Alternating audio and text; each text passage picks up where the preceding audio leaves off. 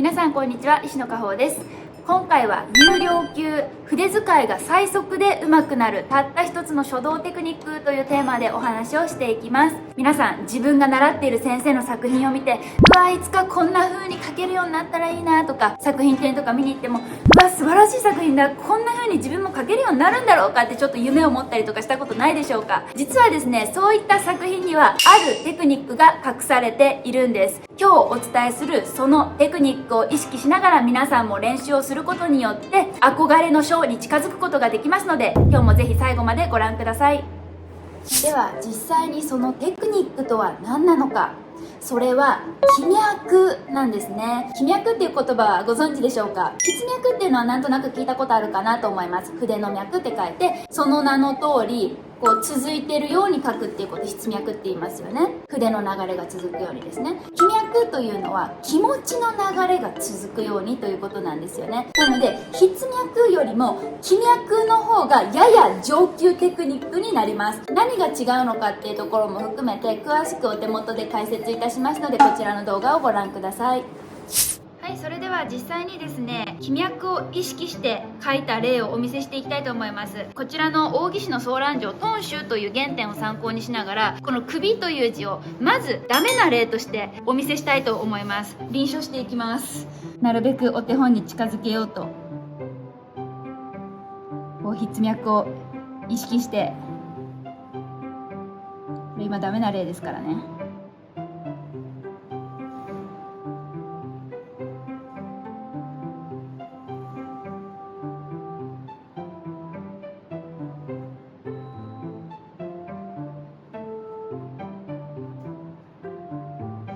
はい、今のがあまり良くない例ですね。気脈っていうのをあまり意識せずに書きました。筆脈の観点からいくと、こう筆が続いているように書くということなので、だいたいクリアできているようにも見えますよね。ではまずこちらを見た上で、次は気脈をしっかりと意識して書いた例をお見せしたいと思います。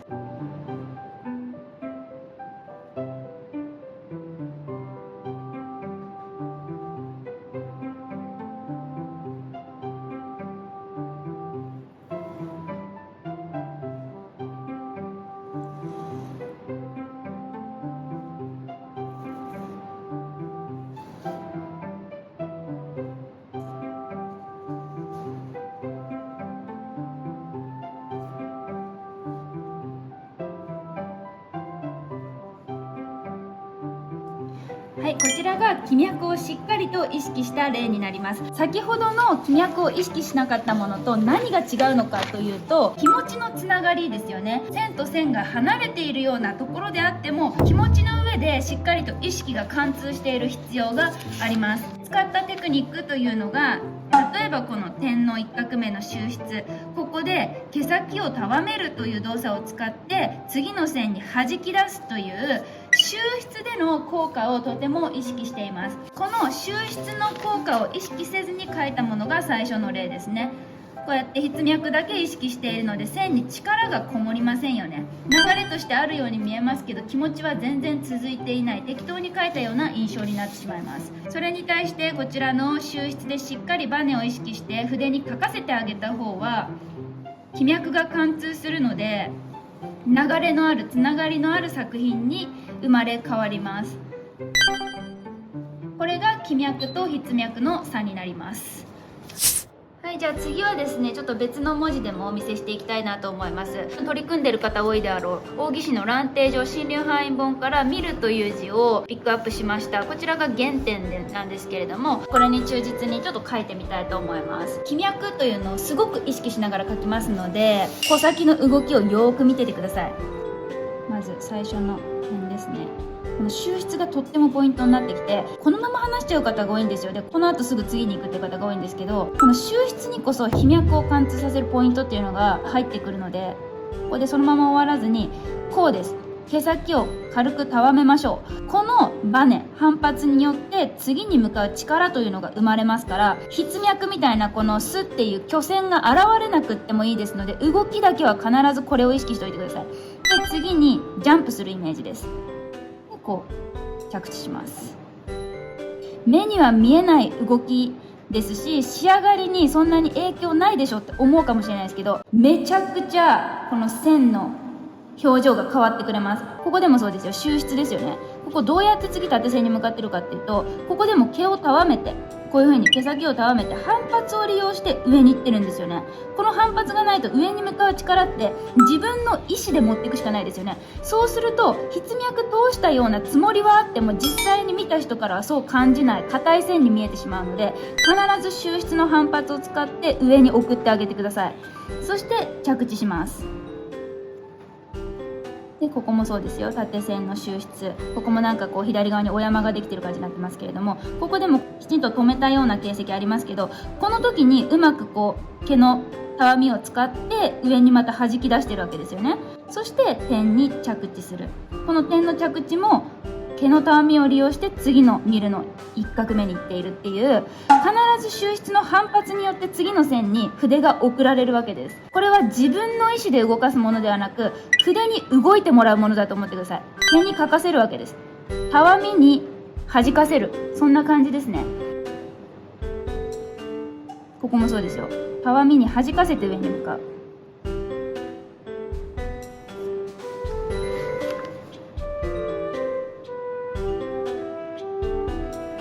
起筆の時にこ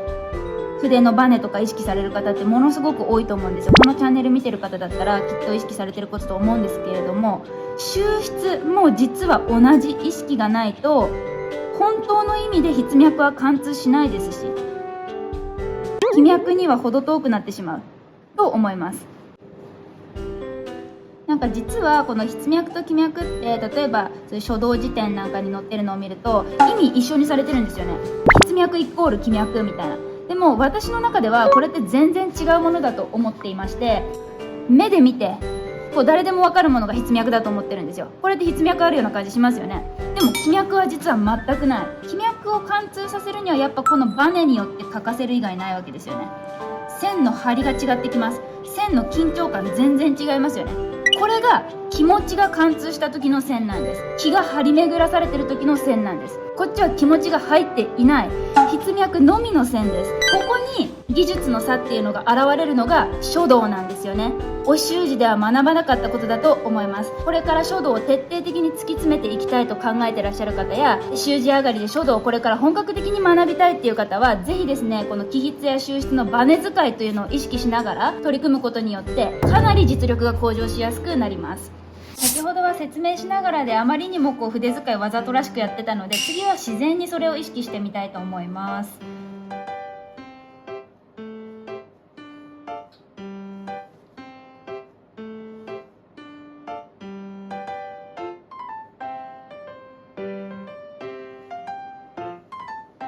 こことかね。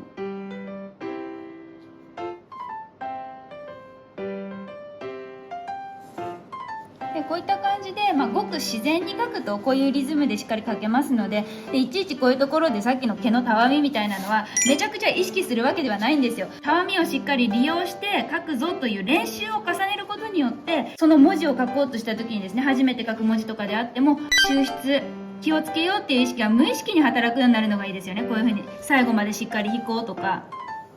これとかもどういう風にこう毛のたわみが生じてるかっていうと、スピードによってこう最後からげるようになるので、こういう風に毛のたわみが一瞬生じる、この一瞬のタイミングっていうのがあるんですよ。本当に瞬間ですよ。これっていうのは意識してやるものではなくって、スピードによって毛のたわみが生じるとかっていう線もいっぱいあるので、必ず毎回こうゆっくりこれを意識するっていうわけでは全くありませんので、練習方法として毛のたわみを意識する。でその上で行書とか草書とかリズムよく書くっていうことが最終的な着地点になるかと思いますので、ぜひその点も留意しながら練習してみてください。はい、ということで今回は有料級筆使いが最速で上手くなるたった一つの書道テクニックということで、かなり詳しく解説させていただきました。今回お伝えしたこの気脈ですね、気脈が貫通しているとめちゃくちゃプロみたいに見えるんですよね。なのでそこを頑張るためにはどうすればいいのかっていう具体的なテクニックとして、